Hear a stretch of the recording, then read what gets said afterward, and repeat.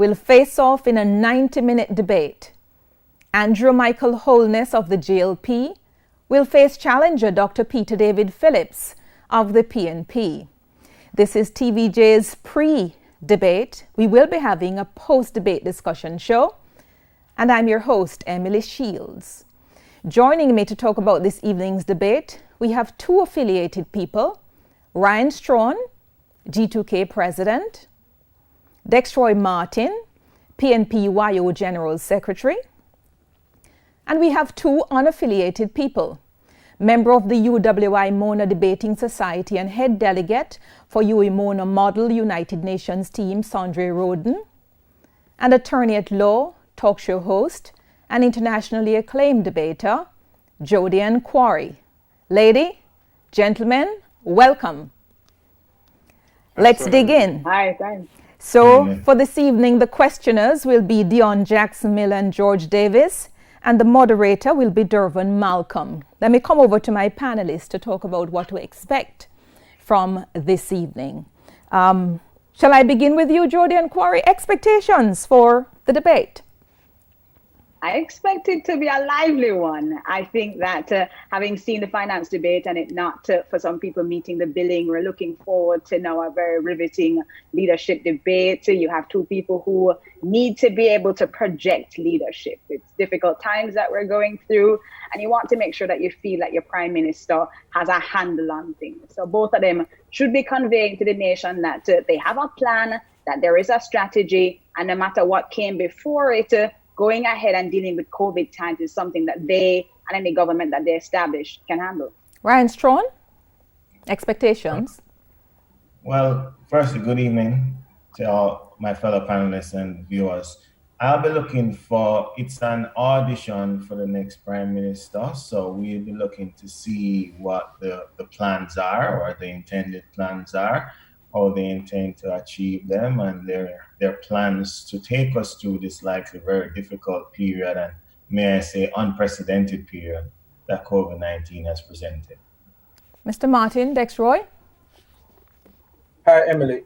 Hi, viewers. I expect both Prime Minister Holness and Opposition Leader Dr. Phillips to put forward to the Jamaican public what the future will look like under each as leader of the country.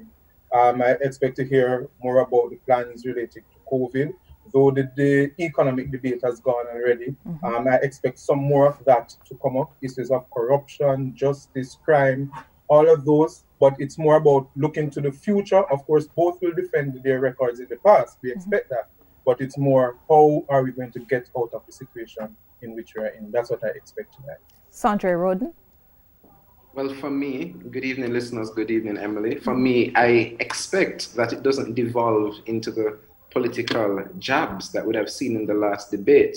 I would hope that as we look at this debate, the leadership, the leaders of the party would ensure that they project a sense of leadership and hope for the Jamaican people. Hence, the societal issues and ills that we have seen over the years that would have not been solved, they would have to project how it is that their plans in their manifestos and what they would have planned to do, how it is they're going to actually effect these plans, how it is they're going to manifest these manifestos. That's something that we'd want to hear, and I think the people of Jamaica would do well from hearing their leaders talk and project leadership and hope in this time of crisis. Can we just look ahead, particularly with your experience, Jodian Quarry as well as Sandre Roden as debaters?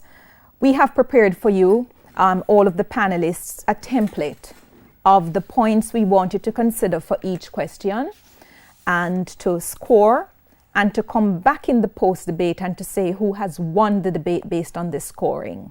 So we'll bring that score sheet up in just a moment. But Jodian, in your experience as a debater, actually it's up on the screen at the moment. So we're looking at the opening statement, content, argument and analysis, any policy differences emerging, rebuttals, and I mentioned the opening statement, the closing statement, and style because all of you saying, you know, they need to project this leadership, being solid on their feet, irrespective of the circumstances. Jodian Quarry, tell me if this template accords with your role as a debater and whether there's anything else that you think would be material in a debate like this.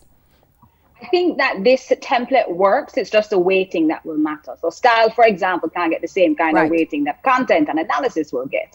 It's going to be really critical for the rebuttals to be sharp if you're going to be able to respond on your feet to things that are raised by the other side, and you won't get to that same sort of weighting that you get for style. The opening and the closing will be critical. That opening can be pre-prepared. It may hit points that are not asked by the questioners. And so you want to make sure that you give some sort of container for everybody to understand everything you say afterwards, even if you don't get to say it in the questioning. That closing also needs to be strong. You have to invite people to come out and vote on Thursday. And so you want to make sure that somewhere in there, you have that big grab at the end so that people can know what you're debating for. Yeah, so let me hear from you, Sandra Roden, based on your experience as a debater, this template and whether there's anything else we should be putting in.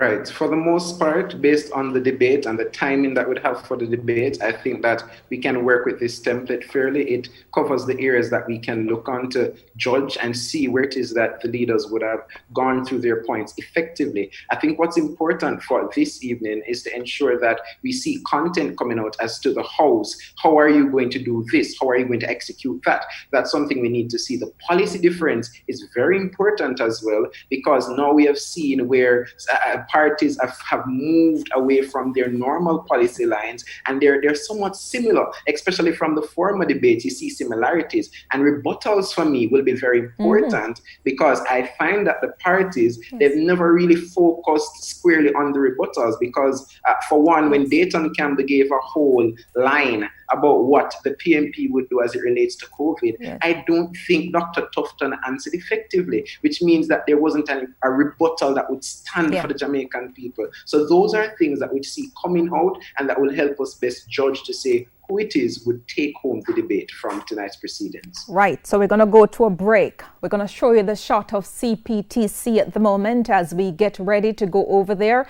In a matter of minutes, they're counting down. It's about 19 minutes and 40-something seconds. Well, 11 minutes or so, I think. 19 minutes to go. You can read your clock for yourself. Or hashtag decision 2020JA. We're back in a moment. Thank you, viewers. We're back with you on TVJ. We're looking at the pre-debate analysis. This big debate, it's supposed to be epic. It is supposed to be the rumble in the jungle, since we probably have not had that one just yet. Dr. Peter Phillips goes up against Andrew Holness, as you know, and one of these will be your Prime Minister come the night of September 3, Prime Minister-elect. Will Andrew Holness continue, or will Dr. Peter Phillips get his stint as Prime Minister? Will this debate make a difference? I'm rejoining my panelists, Ryan Strawn from the GLP, Dexroy Martin from the PNP, and two unaffiliated, unattached people who have experience in debate, Sandra Roden of the UEMONA Debating Society and Jodian Quarry, attorney at law, talk show host, and internationally acclaimed debater. Let me just clear this once again. Sandra Roden, do you have any impediments at all that would cause you not to give a decision at the end of this debate this evening? Is there anything you think you need to declare to us? No. I have no fear. I have no fear at all. I am willing and ready to declare a winner, whichever one comes out on top based on the rubric that we have. And I will be very unbiased and very practical to ensure that we get a winner. I'm ready. Right. Jodian Quarry? Somebody has to win, Emily. Gosh, it's a debate. It's not the election. I'm not calling the election. I'm not making that sort of pronouncement. So you're having a conversation with two people who are trying to convince the nation that they are stable enough to be in charge. They have a plan to be in charge. They're doing it in such a way that they engage people who are at home. Everybody's at home now because of COVID restrictions. So really the nation is watching. Somebody will do better than the other. Now, will it be a matter of more style than substance tonight? And we'll be looking for political quips and jabs. Sure, those will be scored as well. But at the end of the day, somebody has to win. Somebody has to win. Ryan Strawn, you think you could, though you're the D2K president, look objectively on something and call it if it doesn't go your way? I make decisions based on my conscience and objectivity, and I'm very confident that my conscience will Right. speak the truth as it perceives it once this is all over. So I have no doubt that yes, no Yeah. problem at all. And Mr. Martin Dexroy from the PNPYO? Yes, I will be objective. I mean, interestingly, the last debate that Prime Minister Holness participated in, as Prime Minister as well, he didn't fare so well. Dr. Phillips hasn't had one of these debates before, so he's new. So both are starting from perhaps a same point, or Dr. Phillips a little bit higher, given that he has never lost any debate before. So we will see how this one goes. Which debate Mr. Holness participated? 2011 versus Portia Simpson Miller. I think the public gave it to Mrs. Simpson Miller at that time. Okay. Nice background, by the way, for the PNP General Secretary. It's actually, yeah, I think I'm being sabotaged. By whom? I don't know. Who is sabotaging you, Mr. Martin? Let's come to... He was objective. Yes. Jodian, take me through... I know style is not a biggie, but shouldn't be a biggie over everything else. But we have seen these two men. They are no strangers to us. Are there any idiosyncrasies of any that we need to consider going into the debate and perhaps expect when they do face off that they will be different or in the mold that we know them to be?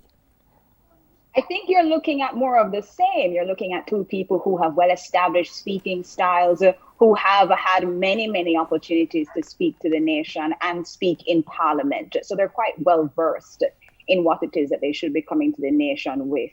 I think visuals will also play a really good big role in this because it's televised. So people will see the leader of the opposition and the prime minister standing side by side and then determining based on body language, based on the words they used, who is more credible and convincing. Mm-hmm. And that's going to be a really big part of the style that they project, how they project themselves, mm-hmm. what they look like, what they've chosen to even wear tonight. Yes. Will be part of what we will determine as style for the purposes of scoring. And as you mentioned where, because this is a matter I know I was talking behind the scenes to the producer of this program. Help me with this, Sandra Roden. In going into a big debate like this, how does one decide the color that one wears? And I know a lot of people think about color and the meaning of it. Do you, as a debater, do that? Yeah, it's very important that you think about what exactly you wear because it helps with what you project. Colors actually help with what you project. And sometimes, they'll say blue might be affiliated with being sad. Not that I'm sad right now. Or other colors, a brighter color will bring off a brighter image. And that's something that helps as well. You'd realize now that since I agree with Dexter about the 2011 debate, since then, the transformation of the now Prime Minister Andrew Holness would have been shown as it relates to his speaking style. His speaking style will have changed over the years, and you have realized that he has done a lot as it relates to optics. So whenever he goes somewhere, he tries to wear something to either stand out or to project something. Mm-hmm. And that must be those who are behind him telling him that when you are sending X message, you need to wear this color or you need to wear that suit so that you project certain things that go with exactly what you're saying. So if you're going to project hope, you have to wear this color. If you're going to project strength, you have to wear this. All right. So that will come out a lot. We have to go to a break. Final segment when we come back, as we will head over to CPTC sharp at 9 o'clock. This is a pre-debate show. Thank you, viewers, for joining us. Thank you for rejoining us if you were here before. And we just have a couple more minutes to go before we have to go to CPTC, where Andrew Holness will face off with Dr. Peter Phillips in this third and final debate before the holding of the elections come next week, the 3rd of September. The questioners in this debate, Dion Jackson Miller and George Davis, and Dervin Malcolm is the moderator. I'm back with you, my panelists. Welcome back. Help me with this now, Jody and Corey, because a lot of times when we're watching a debate, it's hard knowing a state of affairs having existed, and you may disagree with the state of affairs versus the answer that a debater gives to the state of affairs. How do you judge debate based on the answer and not bring your knowledge of the state of affairs into the judging? You have to bring your knowledge of state of affairs in a debate like this. Manifestos were prepared by parties. You're now looking at what they have promised in these written documents. There may be several versions of the documents. There may have been statements made before that altered those documents. Any answer that is given by any of the debaters must be consistent with what we've seen in these documents, seen outside of this debate sphere. So we can't judge if the answer even makes sense if we don't take a look at those things. This is not a pure debate. Yes. This is for leadership of our country. And so certainly, I know somebody out there is like, you shouldn't pay attention to what happened outside. Rough. This is to run the country. You said certain things. Can you be consistent? And does that consistency assure us that you can lead the country? Right. Somebody was trying to come in. Is that you, Sandre? Yeah, I was saying have to, because this is not, it's not platonic. It's not a matter of a debate where you're at a competition and you can make up some facts and say whatever you want to say. If it is a case that we have seen the leadership styles over the years, we'd have seen what was done and what wasn't, what was promised and what never happened. We have to judge based on that. We have to judge based on what you're bringing to the table, what you're promising, and how you're going to do it. So we have to judge based on that. Right. Dexroy Martin, tell me about expectations going into the debate of each person. Do you have them on the same plane? Do you have a lower expectation of one, a higher of the other? What's happening in your brain with that? Well, Andrew Holness is the Prime Minister now, so he has to defend his current stewardship and he has to outline a plan for the future. Dr. Peter Phillips is not yet the Prime Minister. He has to outline his best vision for the country that is significantly different from what the current administration is offering. Both men, as I had said before, will have to defend their records. Dr. Phillips' own is a bit longer and more varied than Andrew Holness, and I'd say, with some degree of certainty, more successful. But he'll have to defend that while using that to chart a course forward. I think there are going to be questions that arise on the matter of crime, which both gentlemen would have had some direct knowledge or relationship with, in terms of one having been the Minister of National Security and one being the Prime Minister. All right. They will have to spend stewardship. And time is upon me. Let me just hear you on this. Ryan Strachan, expectations? Expectations, I expect to see from both clear visions for the future and authenticity. And what is put forward this evening should square with, as some of the panelists have said, what's in both manifestos and track. Thank you. That's the end of the pre-debate show. We're going over to CPTC. When we come back after the debate, a winner will be declared on this program. The panelists will judge. Stay with us. Good evening. Welcome to the final in a series of 3 political debates live from the studios of CPTC, organized by the Jamaica Debates Commission, a partnership of the Jamaica Chamber of Commerce and Media Association Jamaica. The debates are intended to assist in identifying, clarifying, and understanding the issues being presented in this general election campaign. This evening, we're pleased to welcome viewers from 18 stations around the Caribbean, New York, New Jersey, and Connecticut. We also have people watching via Zoom. This evening's debate focuses on leadership. And now, joining us on the debate stage, the President of the People's National Party, PNP, Dr. Peter Phillips. And the leader of the Jamaica Labour Party, JLP, Mr. Andrew Holness. Members of the panel of questioners are from the RGR Gleaner Communications Group, Dion Jackson Miller. And from Sportsmax Scene TV, President of the Press Association of Jamaica, George Davis. Taking and presenting questions from the public is our social media editor, Marjorie Gordon of Nationwide News Network. And I'm your moderator, Dervan Malcolm. The guidelines for tonight's debate have been previously agreed and are posted on the Debate Commission's website at jamaicadebatescommission.org. The guidelines include questions being no longer than 30 seconds, each debater having a maximum of 90 seconds to answer the question, each debater being allowed a maximum of 45 seconds to rebut the answer given by the other debater. The moderator having the latitude to raise follow-up questions for clarification only. Questioners being allowed a follow-up question to their primary question, and on only two occasions during the entire debate will they have to ask those follow-up questions. Now, follow-up questions will be permitted at the discretion of the moderator. Where a follow-up question is asked, the debater shall have 30 seconds to provide the answer. Where a follow-up question is asked, it shall not interrupt the sequence of questions posed to the respective debaters. The questions posed in tonight's debate are created solely by the panel of journalists and are not influenced by the Jamaica Debates Commission in any way. Based on a coin toss, Dr. Peter Phillips of the PNP will deliver his opening statement first, while at the end of the debate, Mr. Andrew Holness of the JLP will present his closing statement last. And now, the 2-minute opening statement from Dr. Peter Phillips of the PNP. Good evening, ladies and gentlemen, fellow Jamaicans here at home and overseas.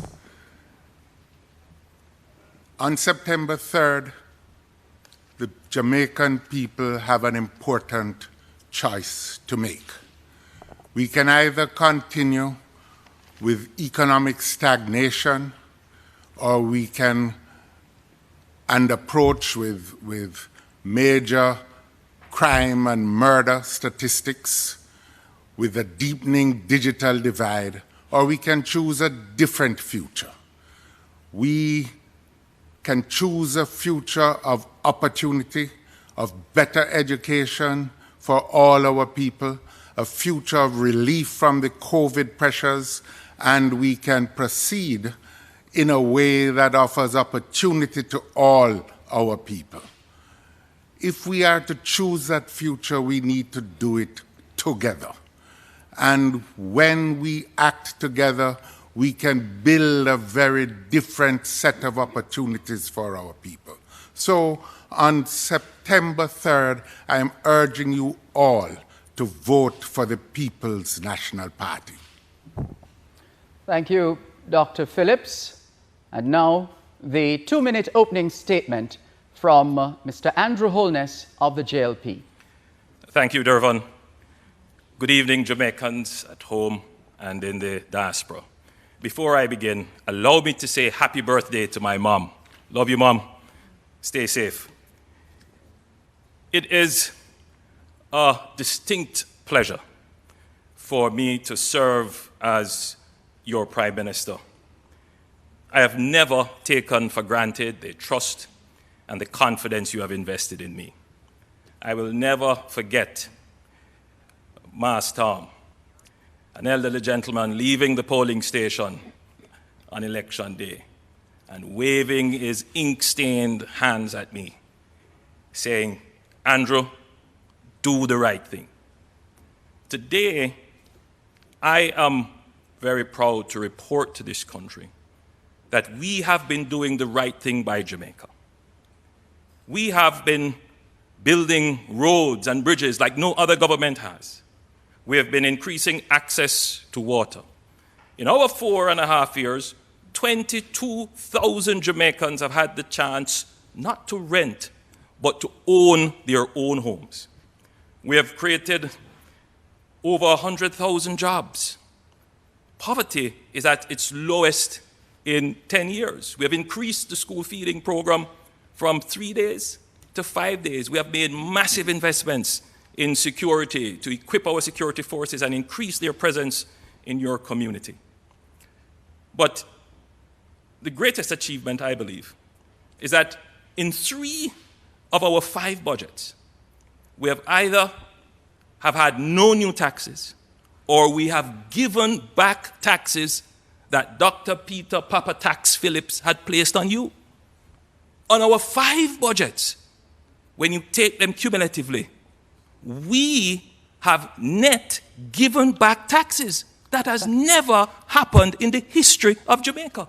We have been good stewards of your affairs. Thank you, Mr. Holness. Our first question tonight comes from Dion Jackson Miller from the RGR Gleaner Communications Group, and it will be directed to Dr. Phillips. Dr. Phillips, in a statement on July 23rd, you spoke of states of emergency as involving, quote, prolonged wholesale infringement of the rights of Jamaicans, end quote. Now, you did vote to end an SOE back in December 2018, but every other time you voted with the government to extend them. How does Jamaica trust you with leadership when your own voting record on a matter of fundamental rights accords with the popular choice rather than the principle that you yourself say you espouse? There are two principles that were at stake. One is the obvious need to have a response to the problem of mounting crime. The government refused to provide any other alternative. We continued to make our case to them while at the same time advocating a different approach to the whole question of crime control and murder control. And so we believe that there is a way other than a way relying on the states of emergency to deal with hotspot policing, intelligence-led policing, and one which recognizes the rights of citizens. It's a difficult choice, but we ended up making the right one. Thank you, Dr. Phillips. Mr. Holness, your rebuttal. Look, let's just face the facts.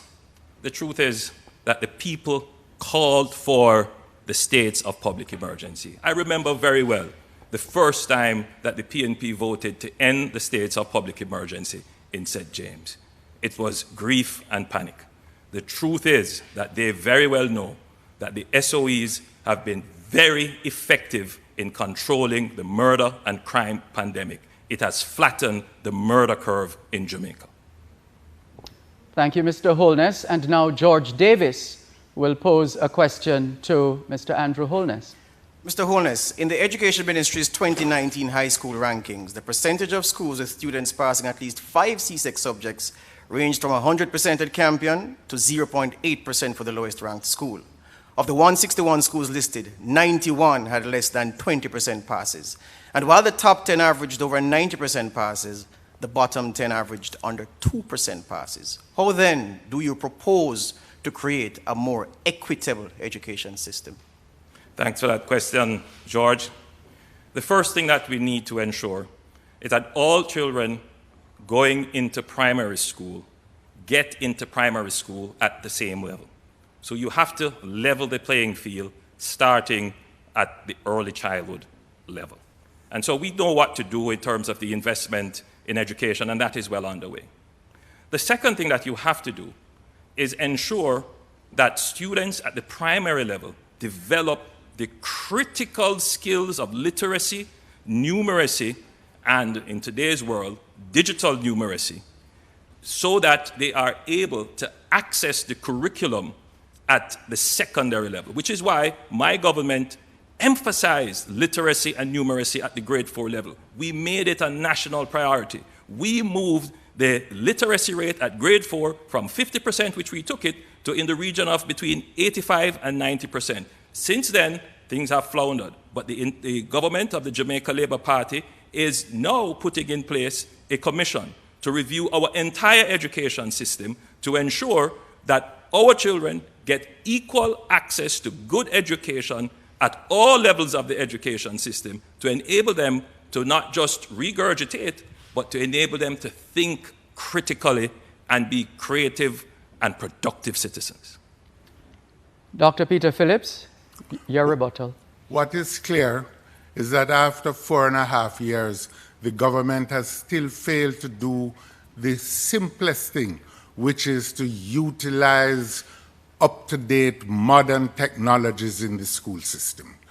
The tablets in schools have not been delivered. There is still too many schools who do not have access to internet services. overall, the government has failed to meet the challenge to deliver better educational opportunity in the schools. And I think they must be held to account for that. Now, after 4.5 years, they are beginning to look at a commission to deal with education. Not good enough.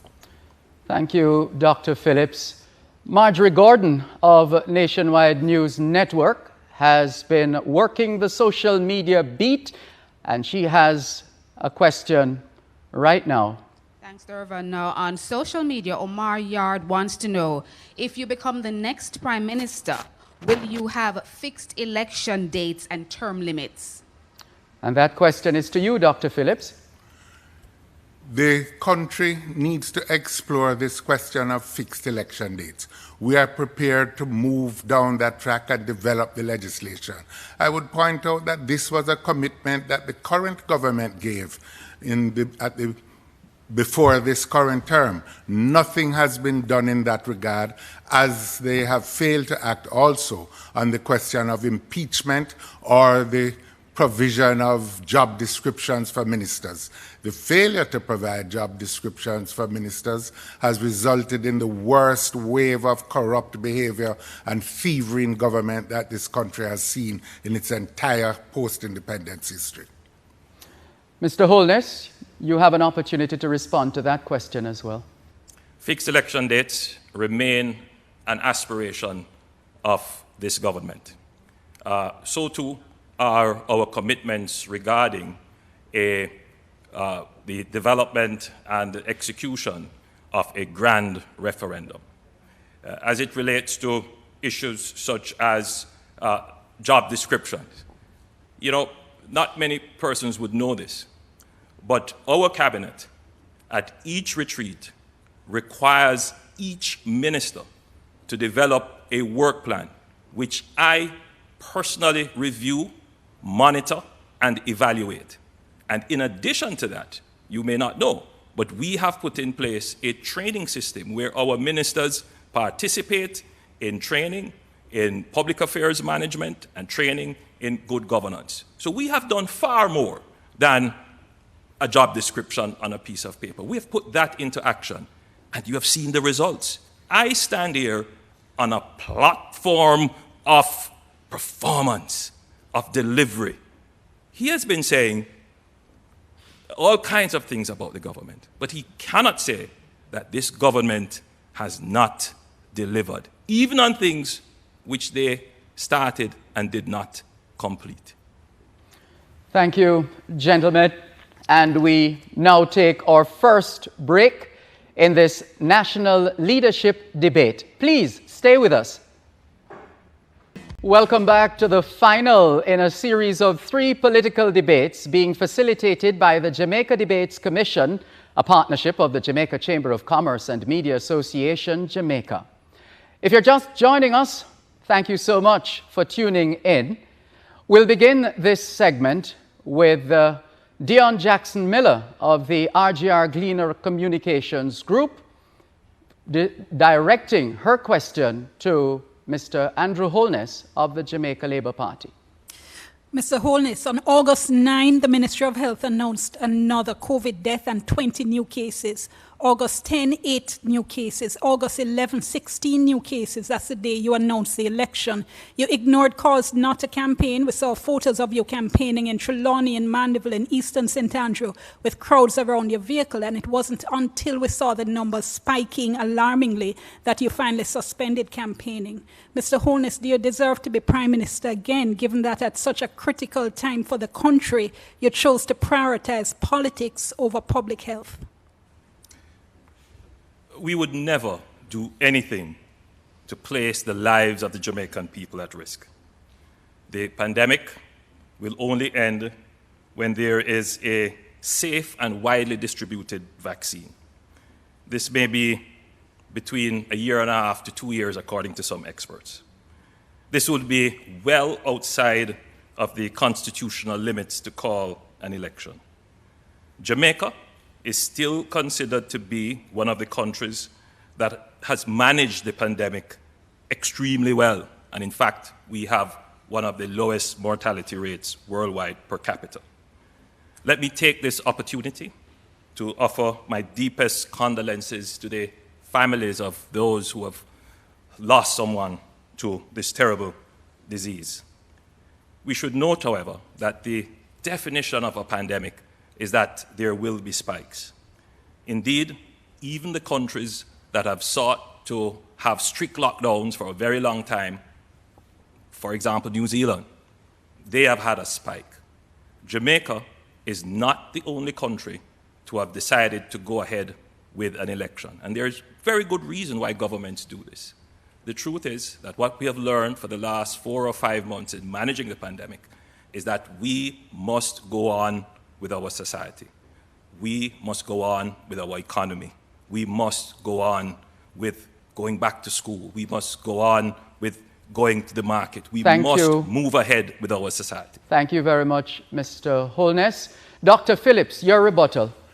I think the most disturbing thing about the recent handling of the spike in cases is the disregard that has been given to the scientific advice of the medical personnel.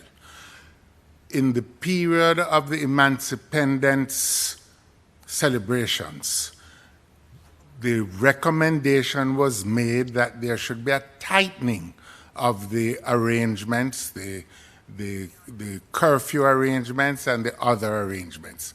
That was ignored.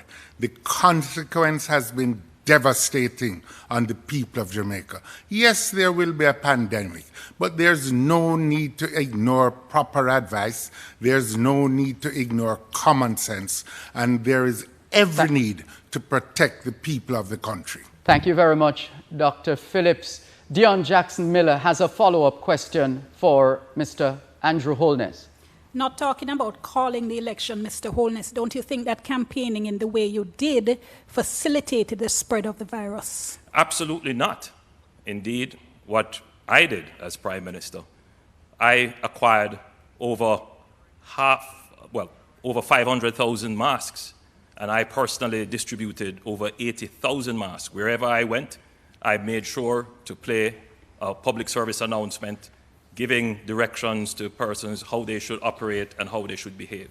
Listen, Dion, the truth is, even points being made regarding disregarding the scientific advice. We are now in the phase of the pandemic where the society has to learn to live with the disease. Thank you. The government has put in place all the measures necessary to ensure that it is safe for the people of Jamaica to campaign and safe to vote and safe to go out and work and do business. George Davis, your question to Dr. Peter Phillips. Dr. Phillips, a few months ago, the nation prayed as you took time off to deal with cancer.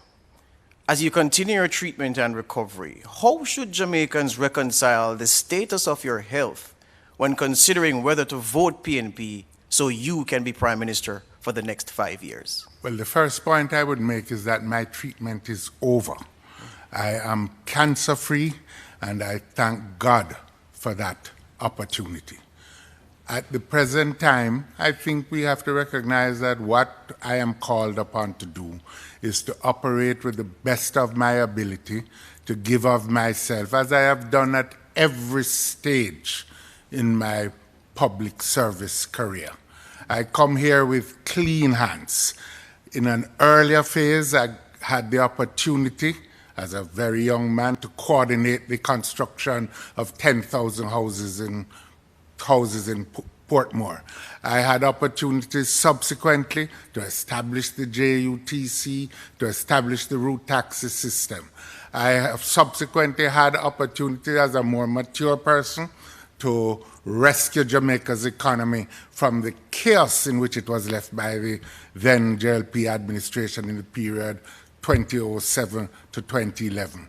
Now, I am prepared to give service again as long as the Almighty permits it and my health enables it. And as of now, my health is in perfect condition. Thank you, Dr. Phillips. Your rebuttal, Mr. Holness. Well, I'm happy to hear that the leader of the opposition is cancer-free. The truth is as well, my hands are clean. I have worked hard I have presided over the construction of 22,000 housing solutions and more. You know, I've had the opportunity to be Minister of Education, to really make profound and fundamental changes in education. As Prime Minister, I'm also a minister, and I have presided over the construction of more roads in Jamaica than any other government in, you know, the recent history of Jamaica, including completing projects that started under his administration, which they didn't complete. Thank you. So I can't see why Mr. would Holness. want now to come Marjorie, and make a case. Marjorie Gordon is on the social media beat, and she has another question. Thanks, Durvan. On Twitter, they're asking, if you form the next government, what concrete steps will you take to protect the watershed areas, especially since drought conditions are exacerbated every year? Mr. Holness. Thank you for that question. We are the party that have taken the greatest steps to protect our environment, including our watershed. And the one that I want to point out is what we have done in protecting the biggest watershed in Jamaica, which is the cockpit country. We are the political party that took this matter by the scruff of the neck and made it possible. We got it done. For decades, that dithered under previous administrations. We got it done. And we will continue working with our international partners. I personally have taken a lead role in climate change matters, and we have been receiving great support from our international partners through climate change funds and other funds to protect our watersheds and to create a government that is responsive and resilient as it relates to the environment and natural disasters. Thank you, Mr. Holness. You also get an opportunity to respond to that social media question, Dr. Phillips.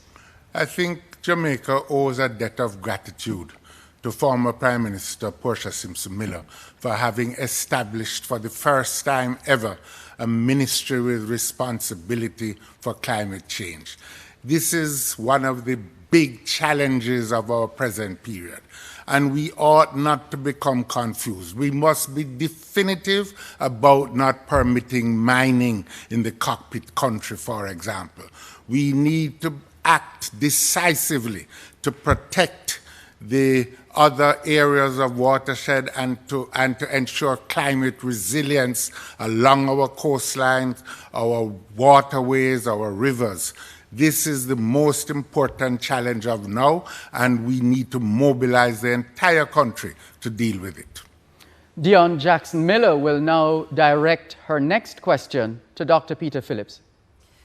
Dr. Phillips, frankly, it's been wonderful seeing two brilliant women leading the government and opposition sides in the Senate. But drill down deeper, and you said there are only 2 of 8 opposition senators that are women. That's 25%. 4 of 13 government senators that are women. That's 30%. Politicians talk a good game on gender equality, but here, when it's completely within their control, they don't deliver.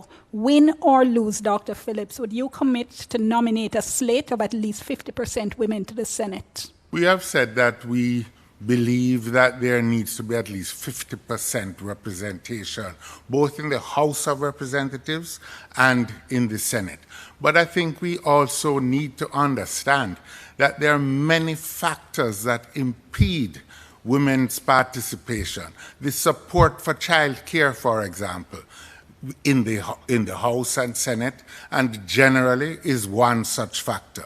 The fact that women carry a greater share of household work is also another factor. So actually getting the right level of representation is going to take more than just a commitment. We're going to have to deal with all of these other factors that really impede women's full participation. We are committed to dealing with those factors in the People's National Party. Your rebuttal, Mr. Holness.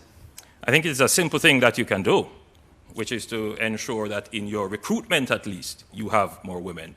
We have done that in the Jamaica Labour Party. We have been deliberate in going out and seeking to recruit women. And now we have more female candidates representing the party than ever before. Thank you, Mr. Holness. Dion Jackson-Miller has a follow-up question for Dr. Phillips. Yes, Dr. Phillips. Respectfully just asking for a yes or no. We have an entire country of wonderful, capable, professional women. You would only need to find 4 if you're in opposition, or 6 or 7 if you're in government. Would you commit to a slate of at least 50% that you nominate entirely within your control, sir? I thought I said so. It is a yes. Thank you, Dr. Phillips. George Davis, your question now for Mr. Andrew Holness. Mr. Holness, given the different ways in which you've dealt with ministers embroiled in scandal, Royal Reed sacked, Dr. Wheatley resigned, Daryl Vaz at OPM, J.C. Hutchinson at OPM, could you tell Jamaica the things a minister has to be involved in to be summarily removed from cabinet? The discretion to remove a minister from cabinet is entirely in the hands of the Prime Minister. And indeed, that would range from non-performance, dereliction of duties, lack of accountability, lack of responsiveness, and breaking with policy, breaking cabinet, the secrecy of cabinet. There are a host of things as it relates to impropriety, malfeasance, misfeasance, or corruption. Firstly, I have to be satisfied that there is enough, even without an independent authority investigating and pronouncing. I would have to satisfy myself that there is enough. Once I'm satisfied, I will act. Further action sometimes require that I await the pronouncement of independent bodies that are authorized to make definitive statements on corruption. But generally, the public would see and would know that I have acted proportionately and appropriately to address issues of impropriety, issues of lack of accountability, issues of corruption. Thank you, Mr. Holness. Dr. Phillips, your rebuttal.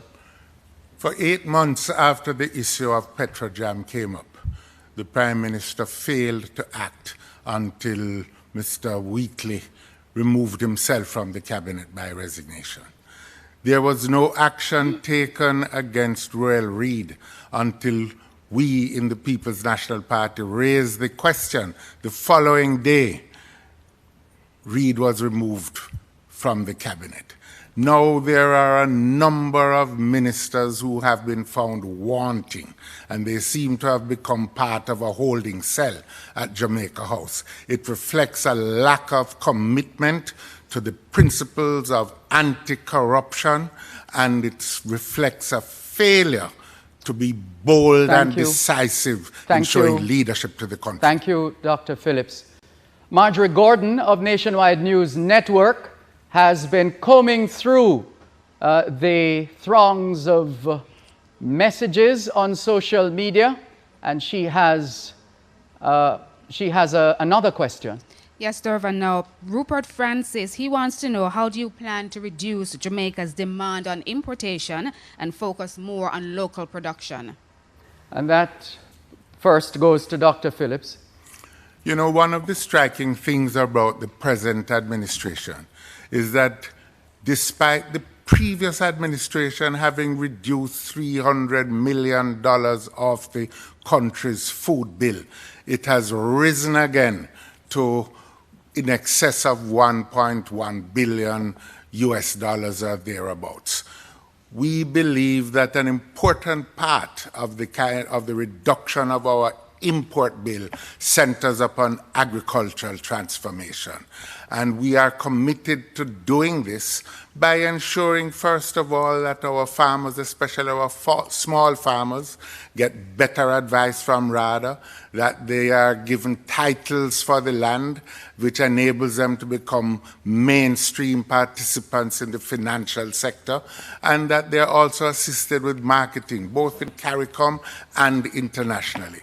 We think that there is tremendous scope for enhancing our export capability, beginning with agriculture, but including other areas, such as our creative sectors, for example, and in the digital economy. Jamaica can do better.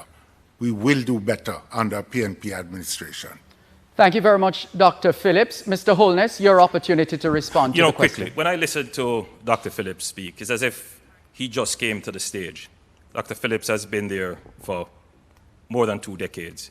And so these problems have existed for a very long time, and they have done nothing. The truth is that the Jamaica Labour Party government, in its first year, created MICAF, the Ministry of Investment, Commerce, Agriculture, and Fisheries. Why? Because we recognize that agriculture requires investment and technology to transform it. What has happened since? We have managed to attract the interest of businessmen into agriculture that are making massive investments. Case in point, Innswood, where over 1,000 acres have been put into production in potatoes and other things, which will be effectively reducing our import bill. We will replicate this 100 times over, but not just for the big investor. These projects also include the small farmers working in conjunction with big capital to deliver significant output. They talk, we get it done. Thank you, Mr. Holness. Please stay where you are. The national leadership debate returns in just a moment. Welcome back to the final in a series of 3 political debates being facilitated by the Jamaica Debates Commission. If you're just joining us, we're glad to have you. In this segment, Dion Jackson Miller of the RGR Gleaner Communications Group will direct her next question to Mr. Andrew Holness. Mr. Holness, you asked senators to sign undated resignation letters. The court ruled that unconstitutional. You pushed through NIDS despite concerns by civil society. The court ruled it unconstitutional. You initially ignored objections to your appointment of a temporary Chief Justice, causing nearly 100 judges to sign an unprecedented protest statement. Given these attitudes and actions, how can Jamaicans trust you to implement policy and law in accordance with our supreme law, the Constitution? I think once the courts have ruled on a matter, there is no question about my respect and compliance for the rules of the court. I've been involved in several court cases, in fact, in groundbreaking cases, including the first case under the voiding of elections. The facts are that many of these issues were not clarified in law, and these cases have clarified them in law. And I respect our courts and follow their rules with great respect and consistency. Thank you, Mr. Holness. Your rebuttal, Dr. Phillips. The sad truth is that in all of this, particularly in the NIDS matter and in the matter of the appointment of the Chief Justice, it could have been avoided. We pleaded in the Parliament at every stage with the government and the Prime Minister to say simply, why don't you put this to a joint select committee so that it can be discussed in the way that Parliament was intended to discuss far-reaching and controversial legislation. It is reflective of a pattern of arrogance in the conduct of the government that they refused at every point to just heed common sense and goodwill. Thank you, Dr. Phillips. George Davis, your question for Dr. Phillips. Dr. Phillips, on each occasion the Holness administration announced a state of emergency in a location, they stated explicitly they were doing so on the advice of the police and military. Since you have said repeatedly, SOEs are not the answer, will you reject any recommendation to declare an SOE in any area if you form the next government? We can never say that you will never have an SOE anywhere, but I think it needs to be made very plain that the security forces are subject to civilian direction, and therefore it is going to be the judgment of the administration as to whether constitutional rights are to be infringed upon and what circumstances would require this. It cannot be any other way. Thank you, Dr. Phillips. Your rebuttal, Mr. Holness. You know, the discussion regarding rights must always also focus on the rights of the many families that have lost loved ones to criminals. It must focus on the rights of people who are locked in their communities, cowering in fear because of criminals. The state must act, and it must act decisively, protecting the rights of all its citizens. This government has done so. We have made massive investments in security, where our security architecture was disinvested for many years. And we have asked our police and military to do a job for which they were ill-equipped and ill-resourced. We have now found a very good strategic approach. Thank you, Mr. Holness. George Davis has a follow-up question for Dr. Peter Phillips. Yes, Dr. Phillips, based on what you said in your answer, the leadership of the JCF and JDF and the recommendations of SOEs to the government, and since SOEs are not your preferred prescription, will you then seek to replace those leaders upon taking office and have people more aligned with how you'd want certain recommendations made? No, the question of replacing individuals is not that of any particular government. The Police Service Commission has the responsibility for the appointment of a police commissioner. The Defense Board has responsibilities in respect of a Chief of Defense Staff. These positions are not to be politicized and acted upon whimsically, but I think we have to make it absolutely clear that they are subject to political direction, civilian direction. Thank you. We now have another social media question. Marjorie Gordon of Nationwide News Network. Marjorie? Joel on Instagram wants to know, Durvan, what two major digital reforms do you hope to accomplish if you become Prime Minister? Mr. Holness, you get the first opportunity to respond to the question. I'm glad that question was asked. The leader of the opposition mentioned the government's eagerness to get the NIDS bill passed. And I've seen where the opposition has used its role and function in Parliament to prevent important pieces of legislation from coming to fruition. The NIDS is the foundation of us building a digital society. They stopped it.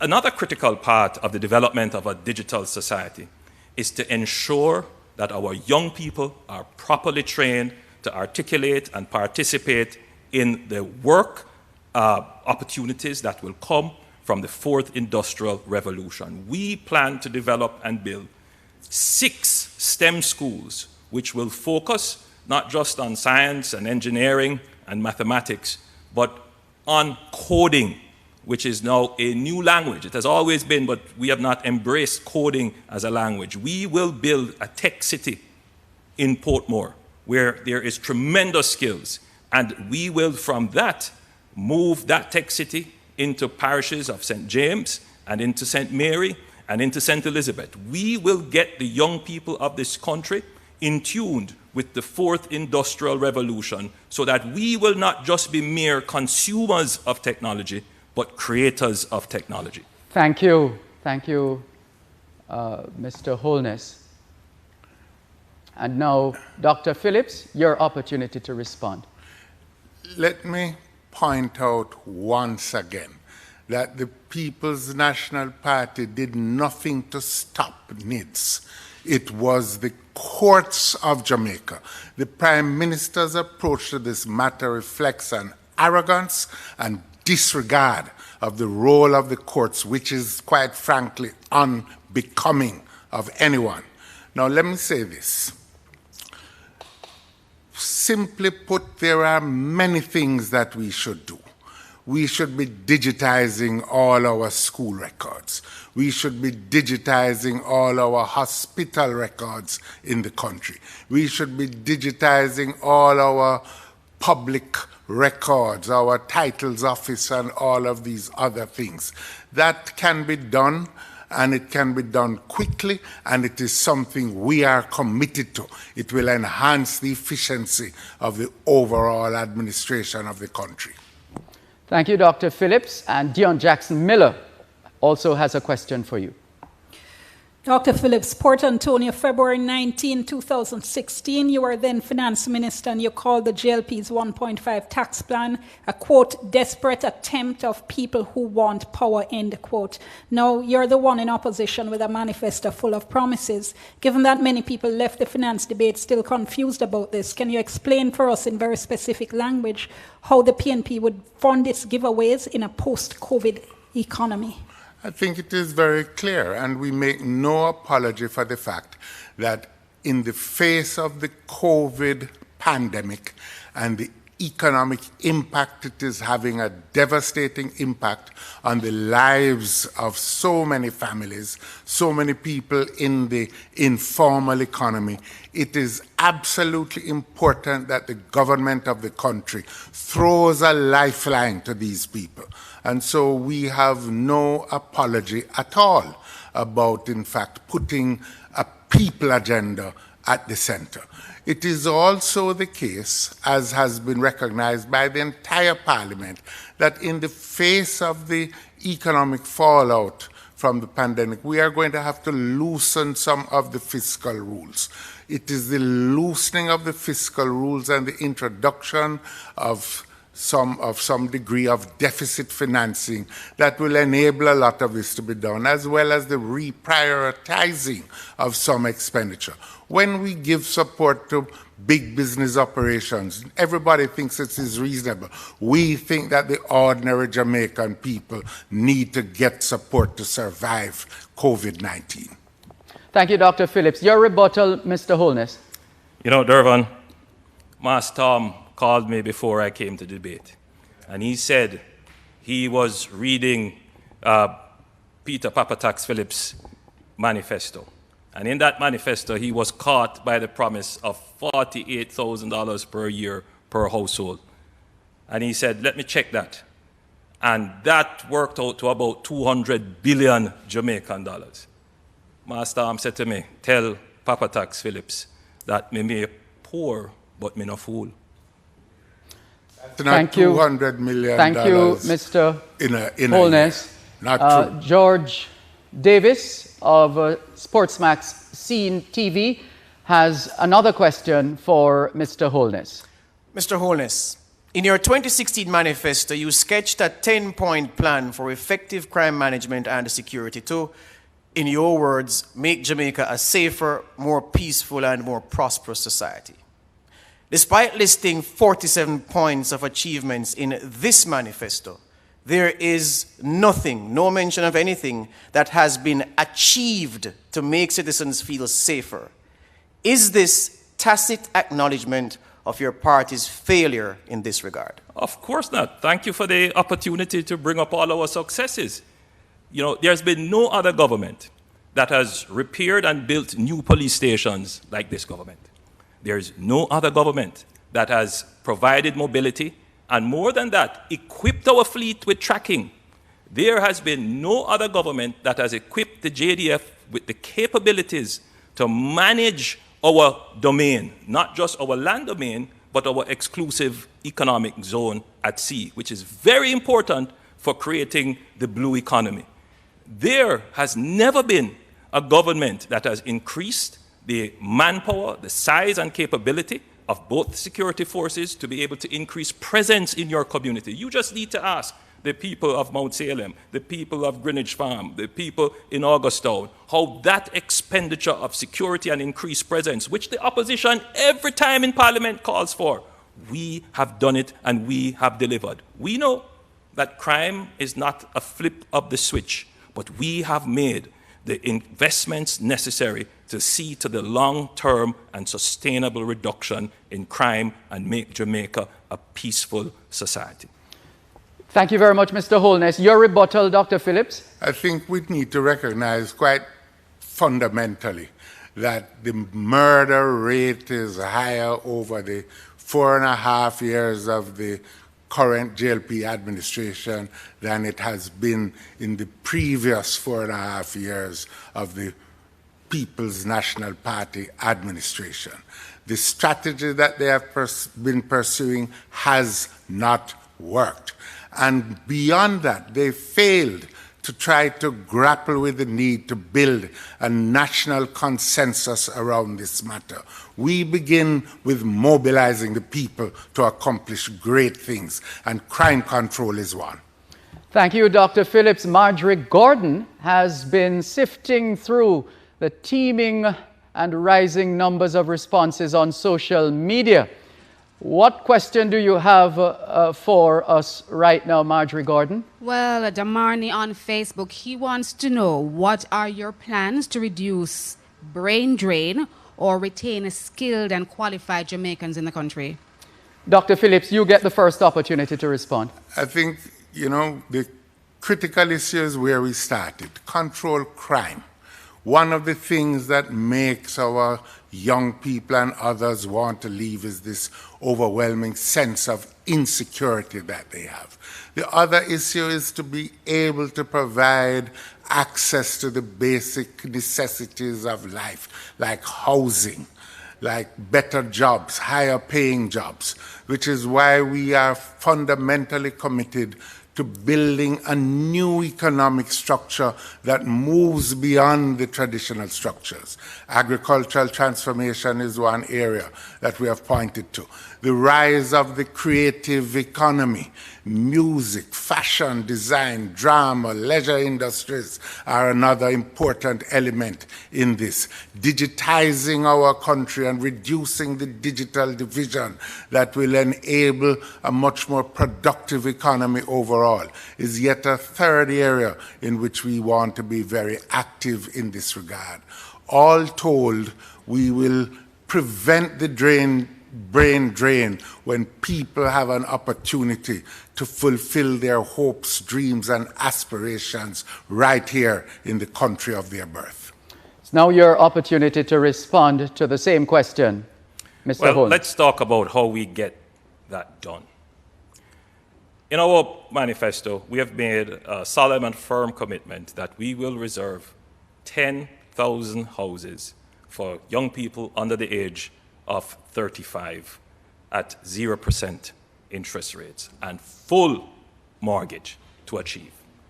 This is a very serious commitment to the youth of Jamaica. Housing is a very important investment that people should make at the start of their lives.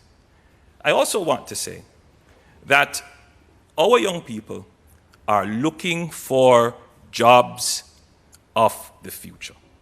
We're qualifying many Jamaicans for the traditional jobs, but we must also seek to provide the new jobs in artificial intelligence, in animation, in knowledge services. And we will do that with the creation of our tech park. We have seen signs of growth in the BPO industry. The BPO industry is still operating at pretty much a primary level, but we intend to partner with all the stakeholders to increase the value of the services that they're doing so that there are diversified opportunities there for our young people, not to have to run overseas, but to come here, stay here and work. Thank you, Mr. Holness. It's time to take another break in this national leadership debate. Please stay with us.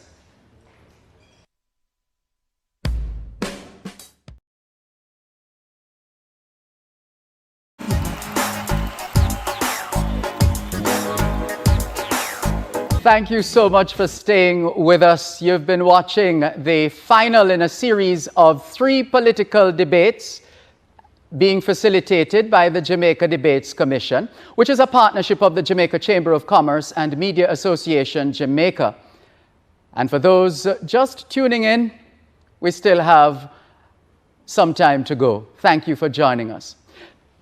Dion Jackson Miller will start us off in this segment with a question to the leader of the Jamaica Labour Party, Mr. Andrew Holness. Mr. Holness, at one time or another, you've had experienced businessmen and politicians like Carl Samuda, Mike Henry, Darrell Vaz, Matthew Samuda, Pernell Charles Jr. serving as ministers without portfolio in your ministries. You oversee economic growth and job creation, land, housing, water, works, environment, until recently education in what could arguably be called the Ministry of Everything. Why should Jamaicans trust your team when you clearly don't? I think Jamaicans would be very satisfied with the results that we have gotten with the consolidation of several ministries. I find some of these questions to be inconsistent because oftentimes reports will be pulled where it is recommended that we should only have, for example, 10 ministries. How would you get that without consolidating? We have moved very closely towards ensuring that the silo-type bureaucracy that exists in our country is eliminated. What we have managed to achieve in structuring the government this way is to give all the key agencies that can drive economic growth, job creation, and development, and place them under one policy guidance. It has worked. This is why we were able to complete so many roads all at once when the previous administration could not complete them. We completed and we started new projects. That is why we were able to bring cruise ships into Port Royal when previous administrations for decades tried. This is why we were able to complete very quickly and make a decision on the cockpit country when many administrations before tried. The real proof of what we have done is in the results. The results are unassailable. Thank you very much, Mr. Holness. Dr. Peter Phillips, your rebuttal. I think it is important for us to emphasize that team is the critical part of how we approach things. A team which not only has a mixture of ages and accomplishment, youth and maturity, but also with a proper gender mix. And as I said earlier, we need to ensure that we make it easier for women to participate in the political process. But it is also important that we recognize that Mr. Holness says that he has delivered, but the 5 in 4 has not come about. Crime has increased, and in fact, the digital divide has weakened. Dr. Phillips. They have not accomplished this. George Davis will now pose a question to you again, this time Dr. Peter Phillips. Dr. Phillips, in its 2011 manifesto, the PNP said, quote, "The police force is the most important agency in the country's campaign against crime." In that document, the party proposed a comprehensive modernization of the force through a statutory body, the Police Management Authority. That body was not created in the PNP's last term in office. Nothing was said about modernizing the police force in the 2016 manifesto, and nothing in this manifesto. Is it, sir, that the police force is fine as is? No, I think it is made clear in what we have signed up to in the recent consensus document and what we have committed to in our present manifesto, that we need to complete police reforms. In fact, a national review of the force was undertaken, and it needs to be done. We need to strengthen the investigative capacities of the force. We need to strengthen the numbers in the force. We need to enhance its mobility, and at the same time, we need to ensure that all the other supportive elements that will make the force more effective need to be put in place, including social intervention programs. Thank you very much, Dr. Phillips. Your rebuttal, Mr. Holness. You know, there's a time and place for studies. I have put forward many commissions to understand problems and get solutions. But there is also a time for implementation. And what can be said about this government, which has always been said, oh, we need to bring in vehicles and we need to track them. This government has done that. Oh, we need to improve the policy as to how policemen are promoted. This government has done that. Oh, we need to bring in intelligence. We must have intelligence-driven crime fighting. This government has made the investment to do it. This government is reforming the police force before your very eyes. The leader of the opposition talks a good talk, but it is as if they have just discovered what the problems and solutions are. Mr. Holness. Well, it's now time for the debaters to ask each other a question within 30 seconds, to which they're each obliged to give an answer within 90 seconds. The answer given in this case can be rebutted, but in no longer than 45 seconds. And so, your question to Mr. Holness, Dr. Phillips. Mr. Holness has said that he has produced 20,000 houses, but the PIOJ's numbers say that in 2019 there were 8,000 housing starts, and the number of housing completions was less than 2,000. How do you explain the discrepancy between the PIOJ's numbers and your own? Well, first of all, the NHD has provided us with very accurate data, and I speak on the NHD's data. And the NHD's data tells us that we have had, over all 4.5 years, close to 20,000 housing starts. You ask about housing starts? Yes, the houses will be completed, and they are being completed at a rapid rate. People are already buying them. As it relates to the 22,000 housing solutions that we have provided in our 4.5 years, that would include what has been provided by the HAJ, the Housing Agency of Jamaica, an incredible agency which is doing very well in providing housing solution for average income persons and low income persons. So we have done very well in the provision of housing solutions, far better than the previous administration. Thank you. Housing, go ahead, Dr. Housing solutions are less than 8,000 over the period of the administration. The numbers that you are citing do not compute. It would seem, again, it is another PR gesture which doesn't face up to the fact that the number of solutions have not been provided for people to be able to live in these houses. Thank you, Dr. Phillips. Now, Mr. Holness, your opportunity to ask Dr. Phillips a question. Dr. Phillips, you have claimed to be a great advocate for fiscal discipline. You have pointed to the sacrifice that the Jamaican people have made to pass IMF tests and achieve fiscal stability.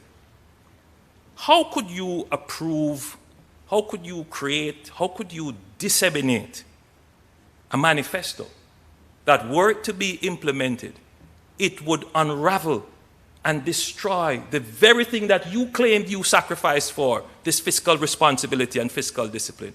Is it that you are so power hungry, so desperate, that you could not resist trying to trick the people of Jamaica? I think you've got your facts all wrong. The fact of the matter is that the program of the People's Agenda will involve about 1/3 of the discretionary expenditure that is available to any government. It means that we will be spending in the order of about $50 billion. That will be the priority focus in this area. We make no apology for providing relief for the population that is being negatively affected by COVID-19.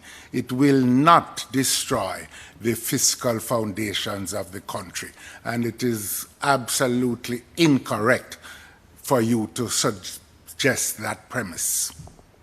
Mr. Holness. Dr. Phillips, in Parliament, when the Minister of Finance came to announce that because of the maintenance of good fiscal discipline, we were able to put forward a CARE program, very thing you are talking about, and have implemented, 440,000 Jamaicans got a CARE grant. You objected to that because you took the view that it would result in a compromise of the fiscal rules. How could you come here now and put forward a manifesto in 2020 that would destroy what we have worked for the last decade. It is unreasonable, and I am personally hurt because you have destroyed your credibility. Thank you. There is absolutely nothing that occurred in the parliament where the PNP or myself repudiated that. Dr. Phillips, that's it. Okay. It's time for us to have the closing statements. And based on the earlier coin toss, Dr. Peter Phillips of the People's National Party will go first. 58 years after independence, Jamaica can do better. In fact, if you look at what has occurred over the past 4.5 years, we have not been equal to the task of meeting the challenges of the 21st century. Our crime numbers, our murder numbers in particular, are up. We have failed to achieve 5 in 4. Economic growth stagnates. We have a deepened digital divide. We believe that the opportunity exists now for us to be able to make a marked improvement in the access to services that are available to the Jamaican people, to provide better housing, to provide for a new economy, to provide for a safe and secure environment for all our people to live in. In order to do this, we need to mobilize all the resources and energies of our people. That is the approach of the People's National Party. And so, building this future, building this new Jamaica of your dreams and hopes and aspirations is within our grasp. And therefore, I urge you all, on September 3rd, vote for the People's National Party. Put your X beside the head. Thank you, Dr. Phillips. Mr. Holness, your closing statement. Thank you, Dervon. This election is about giving the people of Jamaica the assurance that we will come through this pandemic safe with our lives and livelihood intact. This election is about leadership. This election is about strength and stamina. This election is about who is best able to unify the country. This election is about a vision for a better and more prosperous future. This election comes down to who has gotten things done and who will be able to get things done. The people of Jamaica, for the first time in a long time, has a government that can campaign on achievements. You have a government that can campaign on performance and a government that offers a very credible manifesto. On Election Day, September 3rd, I urge you to consider your options carefully. Careful consideration will reveal that the credible and right choice is the Jamaica Labour Party.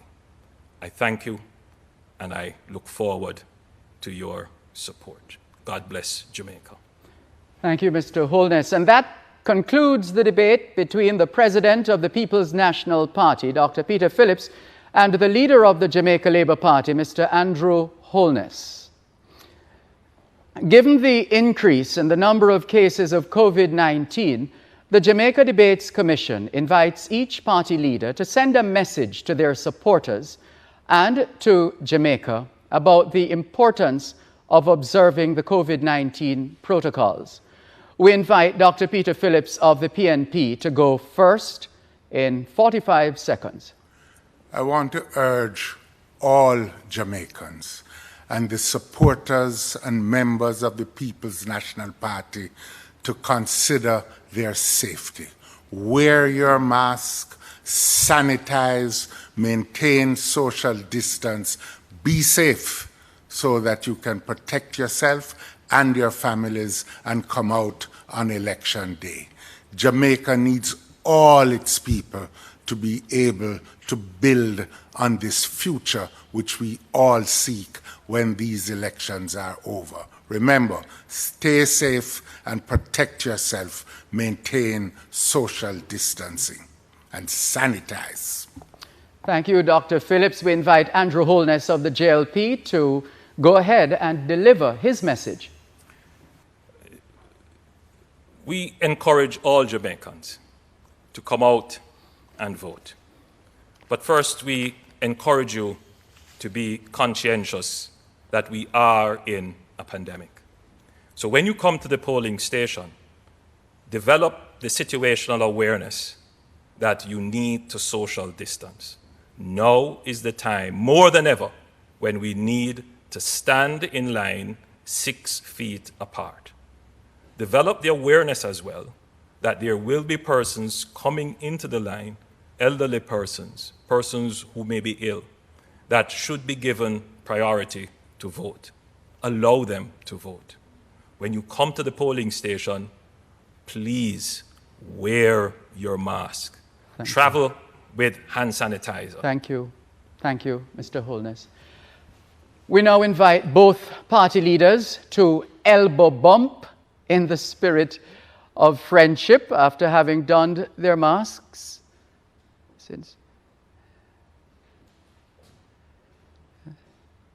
All a part of the new normal.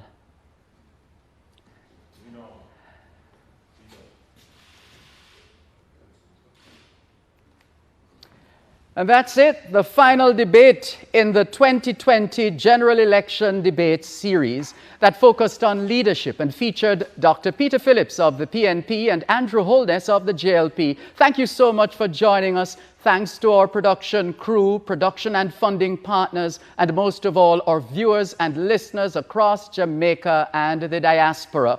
On behalf of the Jamaica Debates Commission, we're asking you to observe all health and safety guidelines from the Ministry of Health and Wellness, not just on election day, but every day. We can beat COVID-19, but it starts with and depends on you. I'm Dervan Malcolm. Good evening.